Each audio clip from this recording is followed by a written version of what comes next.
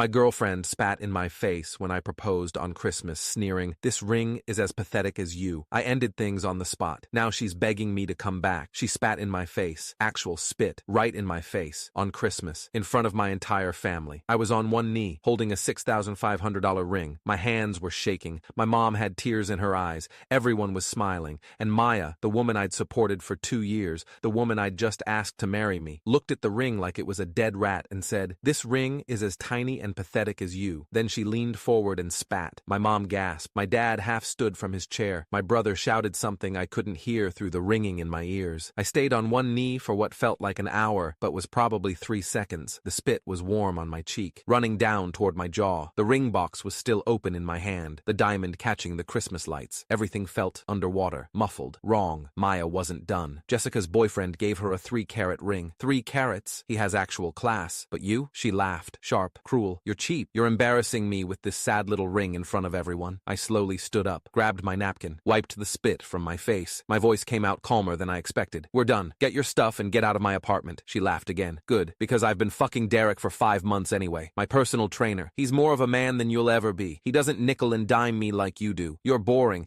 and I only stayed for the free rent." Every word was a knife, and she smiled the whole time. "I'm Ryan Mitchell, 28 years old, work in digital marketing for a healthcare company. Make about $85,000 a year in a mid-sized city, where that goes pretty far. 2 years ago, I met Maya at a coffee shop 3 blocks from my apartment, Harper's Coffee, corner of 5th and Madison. I was there on a Saturday morning working on a freelance project. She was in line ahead of me ordering some complicated oat milk latte. She turned around and we made eye contact. Stunning. Long dark hair, green eyes, this smile that made you forget your own name. "You look like you need better coffee than this place makes," she said. I laughed. "It's not that bad. It's objectively terrible, but the Wi-Fi is good, and they don't kick you out for camping all day." We ended up sitting together, talking for 3 hours. She was funny, charming, easy to talk to in a way most people aren't. She'd just left her job at an upscale salon. "Creative differences with the owner," she said. "I'm figuring out my next move. Freelance makeup maybe, or product photography. I'm good with visual stuff." We exchanged numbers, started seeing each other. By month 2, she was sleeping over most nights. By month 4, she'd basically moved in. "I can help with rent once I get some steady clients," she said. "Just give me a few months to get established." "Don't worry about it," I told her. "Focus on building your business. We'll figure it out." Except we never figured it out. 2 years went by and I was covering everything. Rent, $1,850 a month. Utilities, about $200. Groceries, $400, $500. Her car insurance, $140. Nights out, new clothes. Her gym membership at $89 a month. She'd pick up occasional freelance makeup gigs. A wedding here, a photo shoot there, maybe $200 to $300 every few weeks. Never contributed a dime to household expenses. Whenever I'd bring it up, gently, carefully, she'd turn it around. "Are you saying I'm not pulling my weight?" "No, I'm just saying maybe we could split groceries or..." "So you want me to feel bad for not making as much money as you? You're being controlling. Real partners don't keep score." "I'm not keeping score. I just think we should talk about finances. You're making me feel worthless. Like I'm some burden you're carrying. Is that what you think of me?" And I'd backpedal, apologize, tell her I didn't mean it that way. So I just kept paying and kept quiet. The first real red flag came about 8 months in. We were at a dinner party at her friend Jessica's place. Jessica worked in pharmaceutical sales, made good money, had a nice downtown loft. Jessica's boyfriend, some finance bro named Garrett, was showing off a watch he'd just bought. Rolex Submariner, $11,000. "That's gorgeous," Maya said. Her voice had this edge I'd never heard before. Hungry. Later in the car, she said, "You could pull off a watch like that. A Rolex? That's like 3 months of rent. So? You make decent money. You should dress like it. Garrett's impressive. You dress like, I don't know, middle management." I laughed it off, but the comment stuck. Second red flag was about a year in. Her friend Jessica got engaged. Garrett had proposed with a 3-carat diamond ring. Princess cut, platinum band, probably $30,000. Maya came home from seeing Jessica and wouldn't stop talking about the ring. Showed me photos, compared settings, talked about clarity and cut quality. "When you propose," she said casually, "I'd want something like that. Not exactly the same, but that quality level. I'm not high maintenance, but I have standards." My stomach dropped. "Maya, that ring probably cost more than I make in 4 months. So, start saving. Unless you're not serious about us." "I'm serious,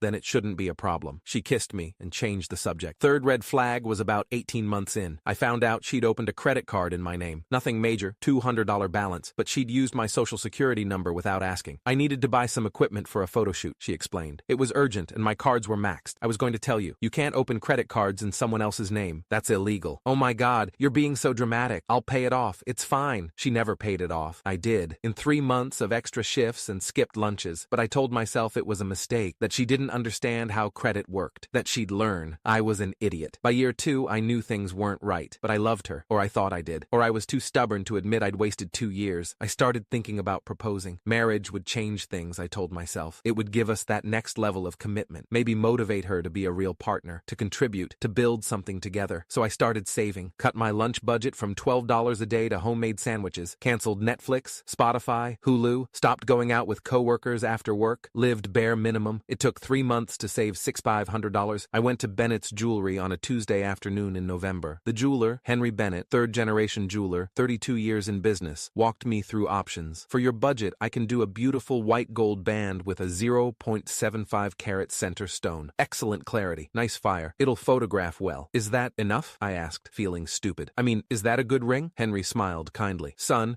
a good ring is one you can afford. This is a beautiful piece. Any woman should be honored to wear it. I bought it. Felt the weight of it in my pocket for 2 weeks. The little velvet box. The biggest purchase I'd ever made besides my car. I decided to propose on Christmas at my parents' house. My whole family would be there. Mom, Dad, my older sister Natalie and her husband Greg, my younger brother Marcus. Maya loved my family. Or seemed to. She always got along with my mom, laughed at my dad's terrible jokes, played video games with Marcus. It would be perfect. A moment we'd all remember forever. Christmas Day started normal. We drove to my parents' house at 11:23 a.m. Mom's place was decorated like a Hallmark movie. Lights everywhere, tree in the corner, stockings, the smell of cinnamon and pine. Maya brought a pie she'd bought at Whole Foods, took credit for baking it. My mom complimented her, and Maya glowed. Dinner was at 5 p.m. Mom made her famous prime rib with horseradish sauce, garlic mashed potatoes, green beans, rolls, everything perfect. We ate, laughed. My dad told his story about the time he got stuck in a chimney as a kid, trying to prove Santa wasn't real. We'd heard it 100 times. Still funny. After dinner, we had pie and coffee. Everyone was relaxed, happy, full. Marcus was showing Maya photos from his semester abroad. Natalie was telling Mom about her new job promotion. Dad was half asleep in his chair. Perfect moment. I stood up at 7:43 p.m. Hey everyone, can I have your attention for a second? The table went quiet. Everyone looked at me. My hands were shaking as I pulled out the ring box from my pocket. I could see my mom's eyes go wide. Natalie grabbed Greg's hand. I walked around the table to where Maya was sitting, got down on one knee. The room was completely silent except for the crackling fire in the living room fireplace. I looked up at Maya, tried to remember the speech I'd practiced in my car. Maya, we've been together for 2 years. You've made me happier than I knew I could be. I want to build a life with you. I want to wake up next to you every day for the rest of my life. Will you marry me? I opened the box. The diamond caught the light. It really was beautiful. Henry had been right. Maya's smile vanished. She stared at the ring. Her face went from surprise to confusion to something that looked like disgust. Are you serious right now? She said. The room stayed frozen. I thought maybe she was overwhelmed, emotional. Maya, she looked at the ring again, actually wrinkled her nose like it smelled bad. This ring is tiny and pathetic, just like you. My mom gasped. Dad sat up straight. I stayed on my knee, confused, brain not processing what was happening. Maya kept going, voice getting louder, angrier. Jessica's boyfriend gave her a 3-carat ring. 3 carats. He has actual class. But you? She laughed. You're cheap. You're embarrassing me with this sad little ring in front of everyone. Did you even try? Or did you just pick the cheapest thing they had? I saved for 3 months. You make $85,000 a year, and you give me this? She gestured at the ring like it was trash. You're pathetic. You've always been pathetic. You nickel and dime me constantly, make me feel guilty for buying anything. And now you propose with this insult. I was still kneeling, still holding the box. My brain had stopped working. That's when she leaned forward and spat in my face. Actual spit, right in my face. In front of my parents and siblings on Christmas. My mom screamed. Marcus jumped up from his chair. What the fuck? I slowly stood up, grabbed my napkin from the table, wiped the spit from my cheek. My voice came out steady, calm, like someone else was speaking through me. We're done. Get your stuff and get out of my apartment. Maya laughed. Actually laughed. Good. I've been waiting for an excuse to leave. Then she looked around the table at my family, all staring at her in horror. You want to know the truth? She said. I've been fucking Derek for 5 months. My personal trainer. He's more of a man than Ryan will ever be. He doesn't nickel and dime me like some accountant. He actually knows how to treat a woman. She stood up, grabbed her coat from the back of her chair. Ryan's boring. You're all boring. I only stayed for the free rent and free food, but I'm done now. She looked at my mom, smiled sweetly. Thanks for dinner, Susan. The prime rib was excellent. Then she walked out. The front door slammed at 7:51 p.m. Nobody spoke for about 30 seconds. Then my mom burst into tears. Dad put his arm around her. Natalie came around the table and hugged me. Ryan, I'm so sorry. That was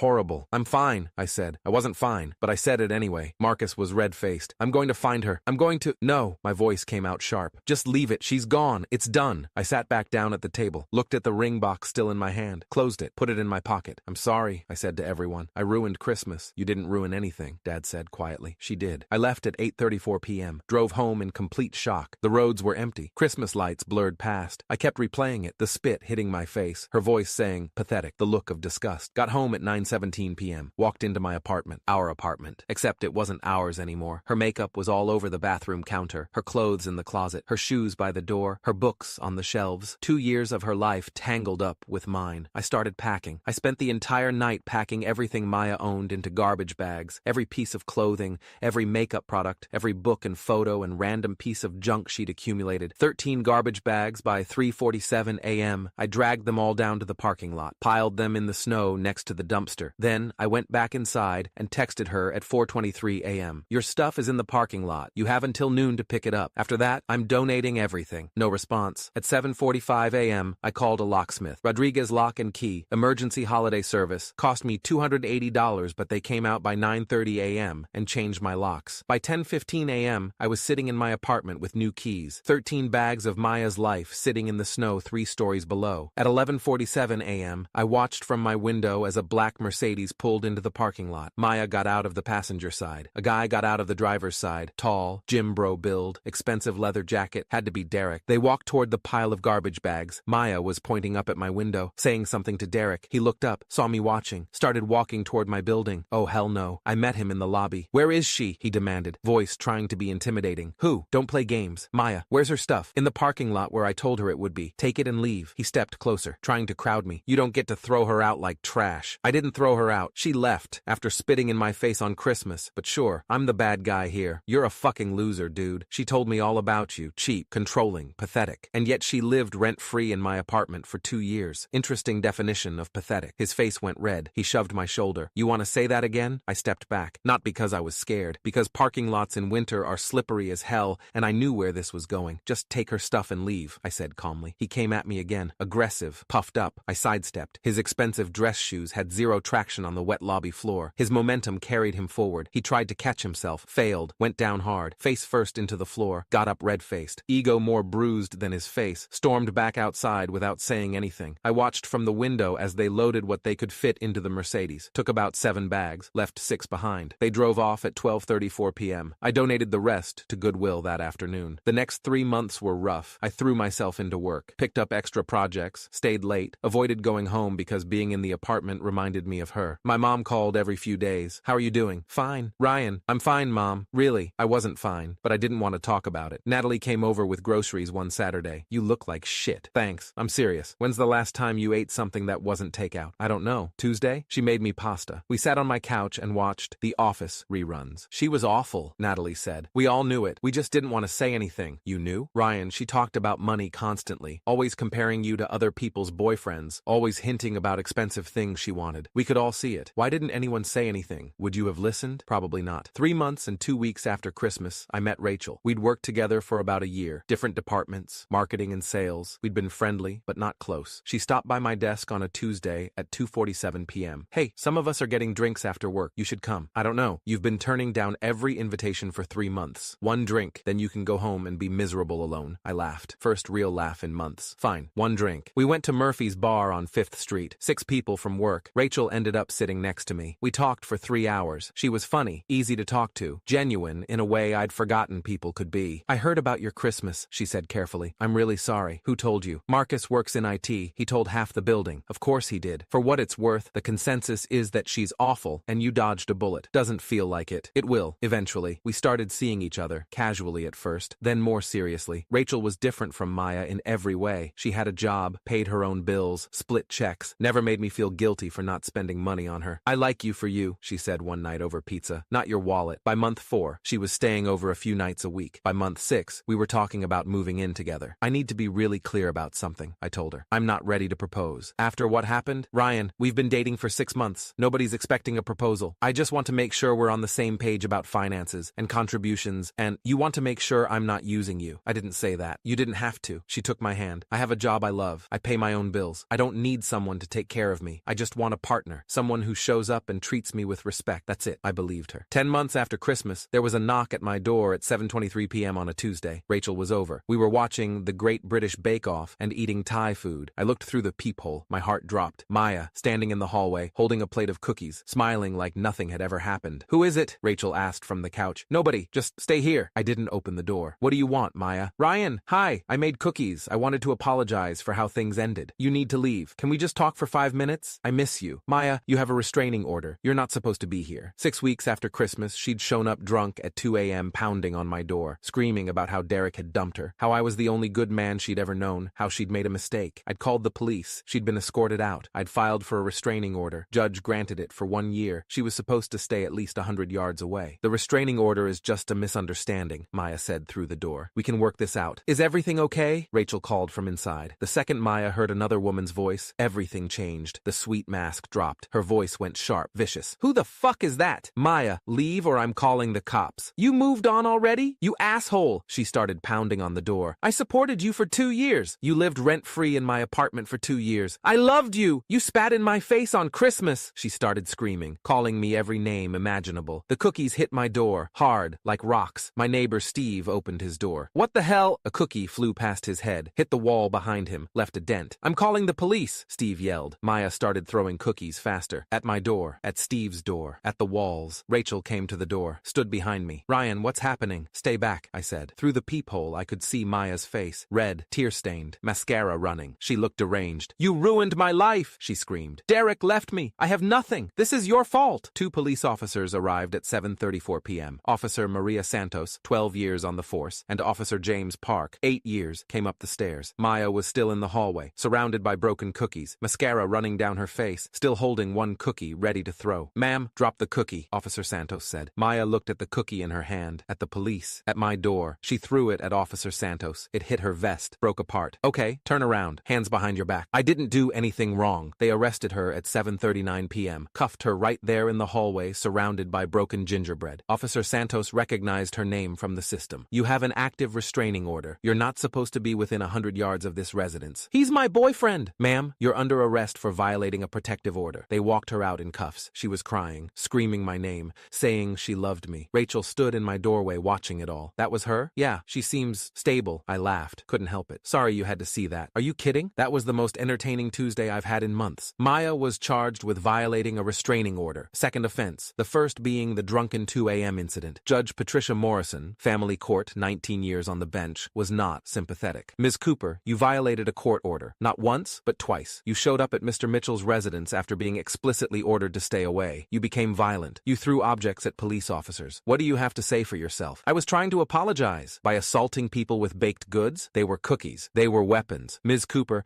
I'm sentencing you to 30 days in county jail, followed by 2 years probation. If you violate the terms of your probation or come within 500 yards of Mr. Mitchell, I will extend your sentence. Maya served 27 days. Got out early for good behavior. I never heard from her again. Last Christmas, exactly 1 year after the proposal, Rachel and I spent it at my parents' house. Same dining room, same table, same people, but everything was different. We had prime rib again, Mom's famous recipe. Natalie brought pie. Marcus showed off photos from his new job. After dinner, my dad stood up with his wine glass. I want to make a toast, he said. Last Christmas was difficult. We witnessed something painful. But this year, I'm grateful. Grateful that Ryan found someone who truly appreciates him. Someone who treats him with respect and kindness. Welcome to the family, Rachel. Everyone raised their glasses. Rachel squeezed my hand under the table. Later that night, driving home, she said, your family is really sweet. They're okay. Your dad's toast was nice. About appreciating you. Yeah, for the record, she said. I do. Appreciate you. I mean, I know. And when you're ready to propose, whenever that is, I won't spit in your face. I laughed. Setting the bar pretty high there. I set the bar at human decency. You can clear that easily. 2 years later, I proposed to Rachel. Not on Christmas. Not at my parents' house. Just us. On a hiking trail. No audience. No pressure. I'd saved for 8 months. Bought a ring from Henry Bennett again. Different style. Better stone. More expensive. Rachel, I love you. You make me better. You make me happy. Will you marry me? She said yes, immediately. Kissed me. Cried. Put the ring on. It's beautiful, she said. It's not 3 carats. I don't care about carats. I care about you. We got married 6 months later. Small ceremony. Family and close friends. My dad gave another toast about how grateful he was that I found someone who appreciated me. Sometimes I think about that Christmas. The spit. The humiliation. The ring I spent 3 months saving for that Maya called pathetic. And I realize it was the best thing that ever happened to me because it showed me who she really was before I married her. Before we had kids. Before I wasted more years. Getting spat on during a Christmas proposal destroyed me for months. But it also freed me to find someone who actually loved me. Best bullet I ever dodged.